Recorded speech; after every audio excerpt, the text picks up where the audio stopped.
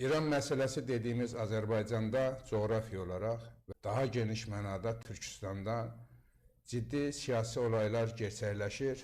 İlk növbədə bu proseslərə adekvat cavab verəcək, müzakirə edəcək ölkə təbii ki, Azərbaycan və Türkiyə olmalı olduğu halda bugün bizim müzakirələrimiz yad fikirliliyin təsiri altında baş verir.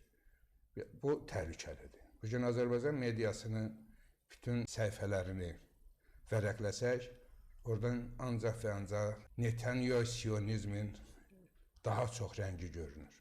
Daha çox batı xarakterli yazılar biz görürük. Sanki yad bir ölkə haqqında bir açıqlama gedir.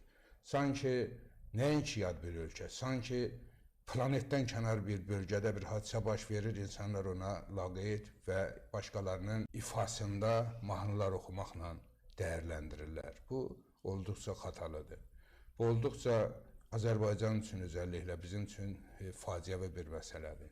Təbii ki, oradakı insanlar azad olmaq istəyir.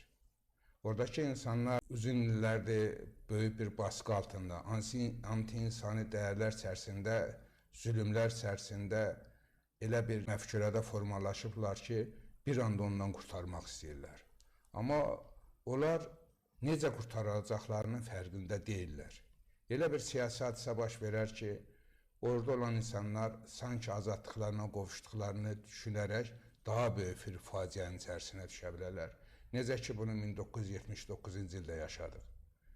Şah Pəhləvi rejimi gedəndən sonra, Molla rejimi hakimiyyəti zəbt edəndən sonra insanlar düşündülər ki, azadlığa qovuşublar. Amma məlum oldu ki, daha faciəli bir durumla üzləşiblər. İndi də elə bir situasiya yarana bilər ki, bugün sevinərik, sabah ağlayarıq. İndi bizə bugün sevinib, sabah ağlamaq lazımdırmı? Sualına cavab verməliyik. Həssas olmalıyıq, müzakirələr ciddi yanaşmalıyıq.